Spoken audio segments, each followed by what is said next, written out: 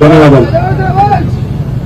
నా మాటల్లో ఒకటే మీకు చెప్పడానికి వచ్చిందల్లా ఒకటే, కేసీఆర్ గారేమో 9.5 సంవత్సరాల పాటు మరి ప్రవీణ్ కుమార్ లాంటి అద్భుతమైన ఆఫీసర్లకు అవకాశం ఇచ్చి మీరు స్వేచ్ఛగా పనిచేయండి బ్రదర్, ఈ రాష్ట్రంలో ఒకటే స్లోగన్ మనది, సంపద సృష్టించాలి, సంపద పెంచాలి, పేదలకు పంచాలి అనే ఒక స్లోగన్తో ఆనాడు కేసీఆర్ గారి నాయకత్వంలో అద్భుతమైన ఆఫీసర్లు అద్భుతమైన పని చేసినారు.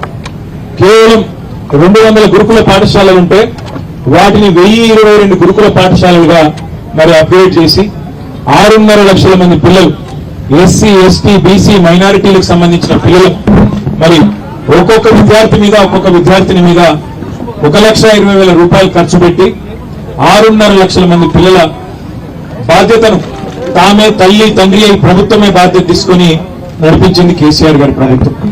వారికి సంబంధించిన బూట్లు, బట్టలు, భోజనం, దుప్పట్లతో సహా అన్ని ప్రభుత్వమే చూసుకొని ఆ తల్లి తండ్రి బాధ్యత కూడా తీసుకొని జాగ్రత్తగా 9.5 ఏళ్లు చదివించింది కేసీఆర్ గారి ప్రభుత్వం.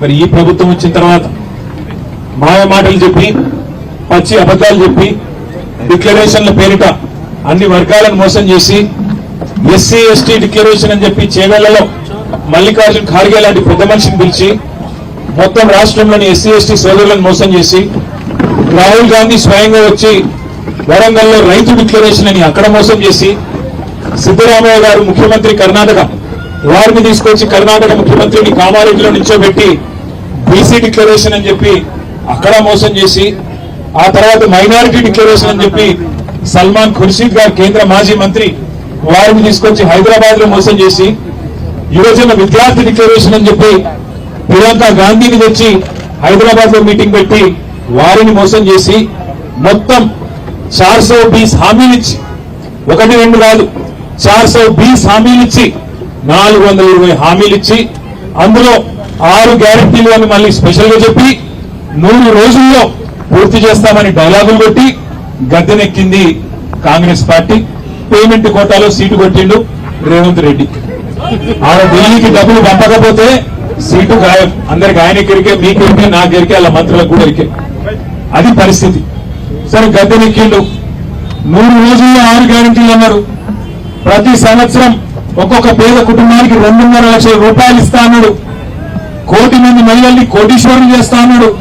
మరి ఇన్ని చెప్పినా కదా రేవంత్ రెడ్డి, 100 రోజులంటివి, ఇన్ని కథలు చెప్తివి, మరి ఏమని అడిగితే మొన్న అంటున్నారు ఆదిలాబాద్ లో రేవంత్ రెడ్డి గారు సాగు కబురు సల్లగా చెప్పినట్టు, మీకు తెలియదా ఎంత కళ్ళలు తిరిగిన పైలవానైనా 3 నెలలనే పిల్లలు పుట్టిస్తాడా? అది రేవంత్ రెడ్డి గారు చెప్తున్నాడు. మనకు తెలియదట 3 నెలల పిల్లలు పుట్టారన్న విషయం మనకు తెలియదట. ముఖ్యమంత్రి గారు ఈ ముచ్చట మనకు చెప్పాలన్నట. నేను ఒక్కటే అడుగుతున్నా, ఇందిరా పార్క్ వేదికగా మా ఎస్సీ ఎస్టీ బీసీ మైనారిటీ కాంట్రాక్టర్ల జాక్ ఏర్పాటు చేసిన ఈ మహాధర్మ వేదికగా ఒకటి అడుగుతా ఉన్నారు రేవంత్ రెడ్డి గారు. 3 నెలల పిల్లలు ఉంటారు, మాకు కూడా ఎరికే, మీకు కూడా ఎరికే. కానీ 30 నెలల్లో కూడా పిల్లలు పుట్టకపోతే నేను ఏమన్నారని నేను అడుగుతున్నా. సరే 3 నెలల పిల్లలు పుట్టారు, ఓకే, అర్థం చేసుకున్నాం.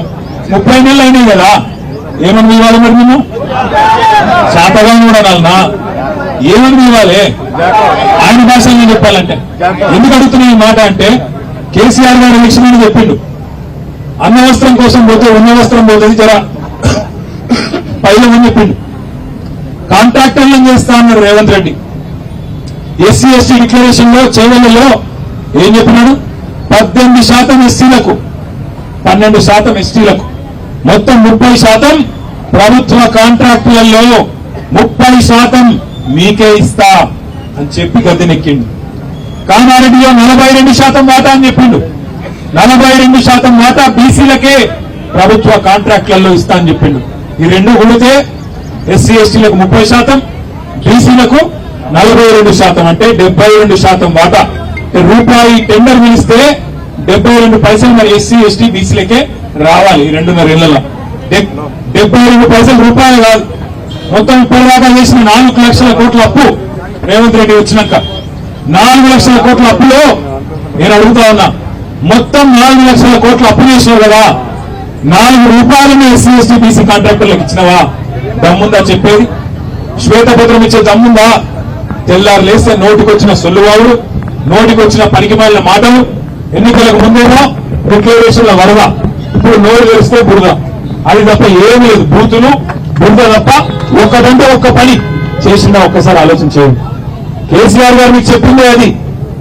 ఆయననేమో కేసీఆర్ గారు అధికారులకు వదిలిపెట్టి, అయ్యా మీరు రొటీన్ ఫైల్ నా దగ్గర వేయకండి, చిన్న స్థాయిలో ఉండే చిన్న కాంట్రాక్టర్లను, ముఖ్యంగా ఎస్సీ ఎస్టీ బీసీ మైనారిటీ నుంచి వచ్చిన వాళ్ళను కాపాడండి, పైకి తీసుకురండి అని ఆయన అప్పచెప్తే నువ్వు పెద్ద పెద్ద మాటలు చెప్పి వచ్చి ఎవరికి ఇస్తున్నావు ఇవాళ కాంట్రాక్టులు? ఇవాళ కాంట్రాక్టులు ఇస్తున్నాడు కేవలం ఇద్దరికే. ఈ రాష్ట్రంలో కాంట్రాక్టులు వస్తున్నాయంటే రేవంత్ రెడ్డి బామ్మర్దికి, కోమలేటి శ్రీనివాసరెడ్డి కొడుకుకు తప్ప ఇంకొక వేరే మనిషికి వచ్చిందా? వేరే ఒక్క ఎస్సీ ఎస్టీ బీసీ సోదరుడికి ఎక్కడన్నా వచ్చిందా? ఒక్కసారి మీరు ఆలోచన చేయాలని నేను కోరుతా ఉన్నా. వాళ్ళకి ఎందుకు వస్తున్నాయి? వాళ్ళకి మాత్రమే కాదు, బీజేపీలకు కూడా వస్తున్నాయి. సుమా, బీజేపీ ఎంపీలకు కూడా వస్తున్నాయి మన తెలంగాణలో కాంట్రాక్టులు. కేసీఆర్ గారు 3 రోజులు ఒక్క బీజేపీ ఎంపీ కాంట్రాక్ట్ రాలే. కానీ ఇలా రేవంత్ రెడ్డి గారు వచ్చినాక యంగ్ ఇండియా స్కూల్స్ అని పెడితే ఒక్క ఎస్సీ ఎస్టీ బీసీ మైనారిటీకి రాలే కాంట్రాక్ట్. కానీ బీజేపీ ఎంపీ విశ్వేశ్వరరెడ్డి గారి కంపెనీకి మాత్రం బ్రహ్మాండంగా వచ్చినాయి. అట్లాగే రేవంత్ రెడ్డి గారు రోడ్ల టెండర్లు పిలిస్తే ఒక్క ఎస్సీ ఎస్టీ బీసీ మైనారిటీ సోదరుడికి రాదు. కానీ బీజేపీ ఎంపీ సీఎం రమేష్ గారికి మాత్రం 1300 కోట్ల కాంట్రాక్ట్ వస్తుంది. అట్లాగే రేవంత్ రెడ్డి గారు ఇవాళ సాగునీటి ప్రాజెక్టుల కోసం టెండర్లు ఆయన సొంత నియోజకవర్గం కొడంగల్లో పిలిస్తే కొడంగల్ నారాయణపేట ఎత్తిపోతల పథకమని 4000 కోట్ల కాంట్రాక్టు టెండర్ పిలిస్తే 4 రూపాయలు కూడా ఎస్సీ ఎస్టీ బీసీ మైనారిటీ కాంట్రాక్టులకు ఇయ్యడు. డిక్లరేషన్ లో చెప్పింది ఒకటి, ఇచ్చింది మాత్రం ఎస్సీ ఎస్టీ బీసీ మైనారిటీలకు ప్రతినిధి అయిన పొంగులేటి శ్రీనివాసరెడ్డి గారి కుమారుడికి మాత్రమే కాంట్రాక్టులు వస్తాయి, మనకు మాత్రం రావు. అన్నవస్త్రం కోసం పోతే ఉన్నవస్త్రం పోయినట్టు కొత్తవి రాకపోగా ఉన్న కాంట్రాక్టర్లే ఇలా మాయమైపోయే పరిస్థితి వచ్చింది. జీవో నెంబర్ 17 తీసుకొచ్చింది. ఏంటిది జీవో నెంబర్ 17? ఏంటిది అంటే ఇదివరకు స్కూళ్లలో గురుకుల పాఠశాలల్లో ఎక్కడికక్కడ ఇచ్చుకునే చిన్న చిన్న కాంట్రాక్టులు, కూరగాయలు, చికెన్, పాలు, బ్రెడ్, ఇటువంటివన్నీ రాష్ట్ర స్థాయిలో నిర్ణయం జరగాలంట. ఆసిఫాబాద్ కావచ్చు, అలంపూర్ కావచ్చు, కాంట్రాక్టర్ రేవంత్ రెడ్డికి నచ్చినోడే కావాలన్నట, కమిషన్ ఇచ్చేటోడే కావాలన్నట, చిన్న వాళ్ళ ఎవరు వద్దట. మరి నేను అడుగుతున్నా రేవంత్ రెడ్డి గారిని, ఏమైంది నువ్వు ఇచ్చిన హామీ? నువ్వు చెప్పిన 42% బీసీ కాంట్రాక్టర్లు ఎక్కడ ఉన్నారో ఒక్కరిని చూపెడతావా? నువ్వు చెప్పిన ఎస్సీ ఎస్టీ కాంట్రాక్టర్లు 30% రావాలి కదా, ఒక్క మనిషిని చూపెడతావా? ఒక్క కాంట్రాక్ట్ ఇచ్చినవా ఎక్కడన్నా దమ్ముందా అని నేను అడుగుతున్నా. మాటలు లేకి మాటలు మాట్లాడు ఈజీ, గట్టిగా అడిగినాం అనుకో ఏమైనా 30% ఎస్సీ ఎస్టీలకు ఇస్తాను ఏది అంటే ఏమంటారు? ఈ లాభుల తొండలు ఇచ్చిపెడతారు. ఏమైనా 42% బీసీలకు ఇస్తా అంటే కాంట్రాక్ట్ ఏంటి అంటే నీ గుడ్లు వీకి గోటీలాడతా, నీ పేగులు తీసి మెడలు వేసుకుంటా, ఈ బైరాగి మాటలు మాట్లాడు, బఫున్ మాటలు మాట్లాడు, ఎవరైనా మాట్లాడతారు. రోడ్ల మీద ఓటోడు చదువురా నయారా వాళ్ళు మస్తుగా మాట్లాడతారు. కానీ నువ్వు ముఖ్యమంత్రివి. ముఖ్యమంత్రి అంటే అప్పుడప్పుడన్నా నోట్లకెళ్ళి ప్రజలకు పనికొచ్చే మాటలు మాట్లాడాలి. ఒక్కటి ఇప్పటివరకు ఒక్క మాట మాట్లాడిండా ఈ 2.5 ఏళ్లలో? ఏం చేసినా 2.5 ఏళ్ళు అంటే వెంకటికి ఎవడో ముఖం బాగా లేకపోతే అద్దం బాగా కొట్టినట, ముఖం బాగా లేక అద్దం బాగా కొట్టినట. ఏంద్రాబాయ్ ఏం చేసినామంటే కేసీఆర్ అప్పులపాలు చేసిపోయిండు, నాకు సాధన అయితే నాతో అంతలేదు. ఏం అప్పులపాలు చేసిండు కేసీఆర్? నేను చెప్తా. కేసీఆర్ అప్పులు చేసిండు అంటే 1000 గురుకుల పాఠశాలలు పెట్టిండు. కేసీఆర్ అప్పులు చేసిండంటే మరి 45 లక్షల ఎకరాలకు నీళ్ళిచ్చే కాళేశ్వరం లాంటి ప్రాజెక్టు పెట్టిండు. కేసీఆర్ అప్పు చేసిందంటే జిల్లాకు ఒక మెడికల్ కాలేజ్ పెట్టి ఎస్సీ ఎస్టీ బీసీ మైనారిటీ పిల్లలకు చదువు చెప్పించిండు. కేసీఆర్ అప్పు చేసిందంటే జిల్లాకు ఒక నర్సింగ్ కాలేజ్ పెట్టిండు, బ్రహ్మాండంగా మన పిల్లలు నర్సింగ్ చదువుకునే అవకాశం ఇచ్చిండు. కేసీఆర్ అప్పు చేసిండు అంటే 24 గంటల కరెంట్ ఇచ్చిండు. కేసీఆర్ అప్పు చేసిందంటే 200 పెన్షన్ 2000 చేసిండు. కేసీఆర్ అప్పు చేసిందంటే 15 లక్షల మంది ఆడబిడ్డలకు కేసీఆర్ కిట్లు ఇచ్చిండు. కేసీఆర్ అప్పు చేసిందంటే 15 లక్షల మంది ఆడపిల్లలకు కళ్యాణ లక్ష్మి షాదీ ముబారక్ కింద ఒక మేనమాన లెక్క 1,116 రూపాయలు ఇచ్చిండు. కేసీఆర్ అప్పు చేసిండు అంటే అవును, 6 లక్షల మంది దివ్యాంగులకు నెలకు 6,000 పెన్షన్లు ఇచ్చిండు. నువ్వేం చేసినావా? కేసీఆర్ అప్పు చేస్తే హైదరాబాద్ లో 1,00,000 డబుల్ బెడ్రూమ్ ఇల్లు కట్టిండు. నువ్వేం చేసినావు? 4 లక్షల కోట్లు అప్పు చేసి చెప్పును, ఒక పని చెప్పు. కేసీఆర్ అప్పు చేస్తే 73,000 కోట్లు రైతుల ఖాతాల్లో రైతు బంద్ చేసిండు. నువ్వేం చేసినావు? రైతు బంద్ ఇయ్యవు, యూరియా బస్తా ఇయ్యవు, కళ్యాణ లక్ష్మి టైంకు రాదు, కేసీఆర్ కిట్ ఎత్తేసిండు, రంజాన్ తోఫా బంధు, బతుకమ్మ చీర బంధు కొత్తవి రాకపోగా ఉన్నవి పోయినాయి కదా, నువ్వు వచ్చినాక చేసింది ఏంది? సిగ్గు లేకుండా తెల్లారు లేస్తే బూతులు మాట్లాడడం, తెల్లారు లేస్తే డైలాగులు కొట్టడం, పనికి మళ్ళా పనులు చేయడం తప్ప ఒక్క మంచి పని ఈ మధ్య ఇంకా కొత్త రావడం అనుకున్నాడు. 1 కోటి మంది మహిళల్ని కోటీశ్వరులు చేసిన ఇచ్చిపెట్టాడట. నీ మెడల పుస్తక తాడేసుకోకపోతే వాడే మంచిది. 1 కోటి మంది మహిళలు కోటీశ్వరులు చేసుడు అది తర్వాత ముచ్చట.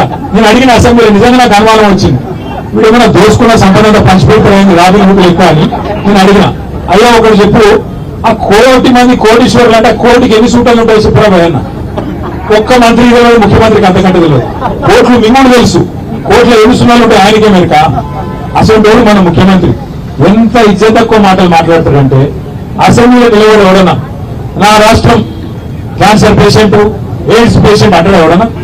ఇప్పుడు కష్టాలు ఉండే ఆ మనుషులకు మీ ఇక్కడ ఉన్న అప్పు లేని వాళ్ళు ఉన్నారే, అప్పు లేని వాళ్ళు ఉన్నారా? ఇక్కడ మా ఆర్ఎస్ బాబు ఉన్నదో లేదు,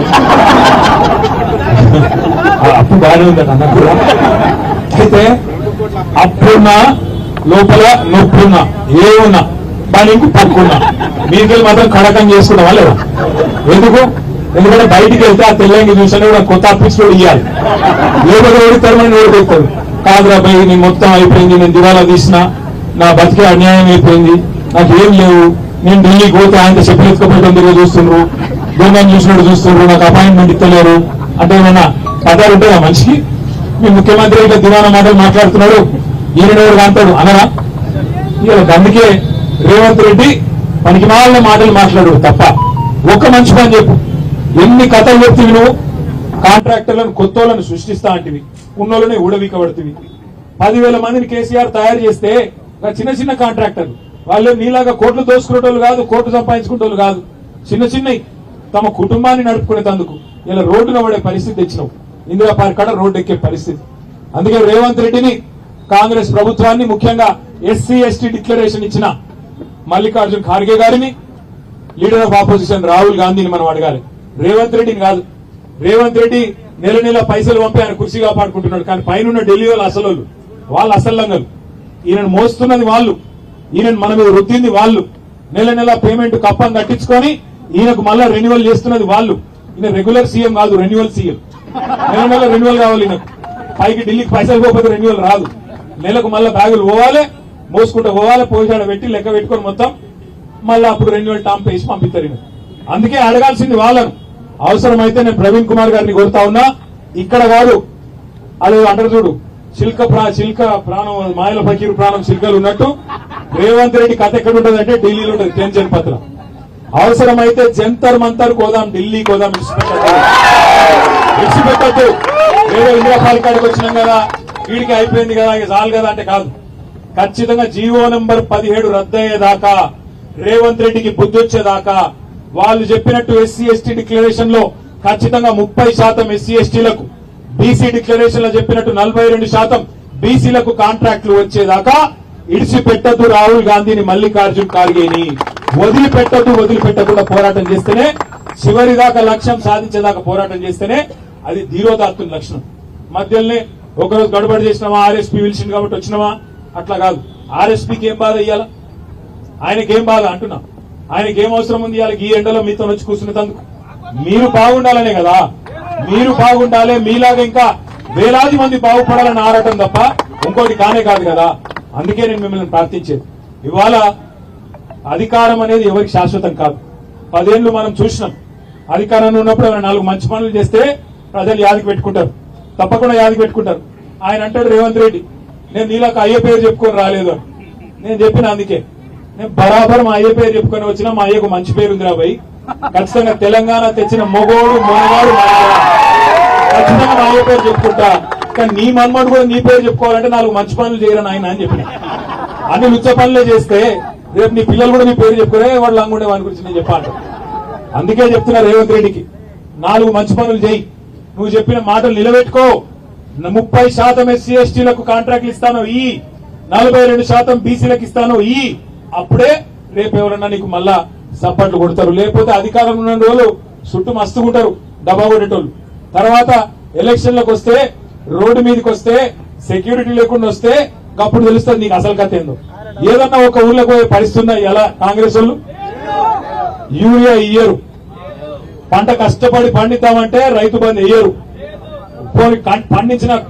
కష్టపడి పండించిన పంట అది కొనరు, మక్కలు రోడ్ల మీదనే, వడ్లు రోడ్ల మీదనే, వానలు కొడితే ఎప్పుడు కొట్టకపోతే ఇక్కడికి వచ్చిన వాళ్ళలో రైతులు కూడా ఉన్నారు, ఎప్పుడు పోతుందో ఏమైతుందో ఆడ వాన కొడితే మా పరిస్థితి ఏందో అని బాధ.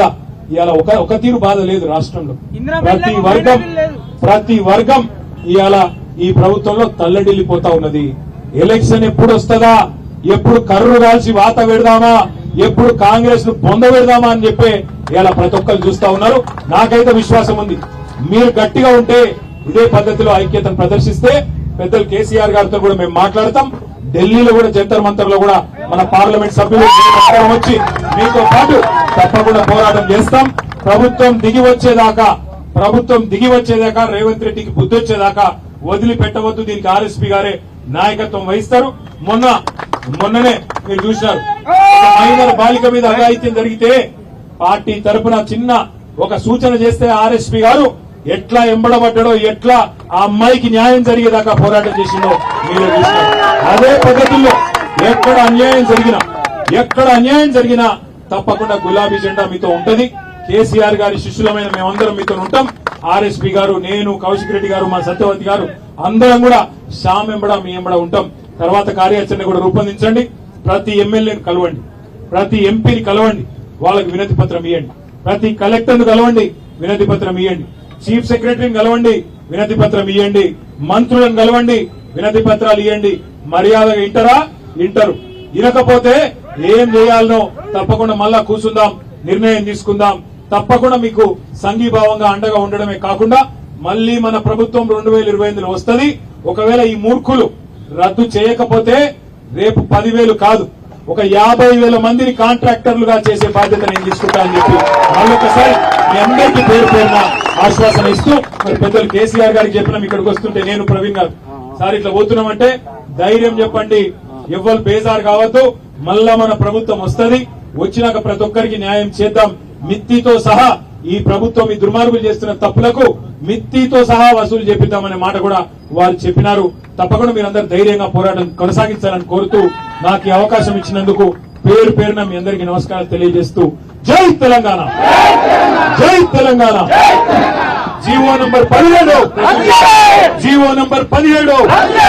ఎస్సీ ఎస్టీ బీసీ డిక్లరేషన్లు అమలు చేయాలి. ఎస్సీ ఎస్టీ బీసీ డిక్లరేషన్లు జీవో నంబర్ 17. ధన్యవాదాలు. జై తెలంగాణ.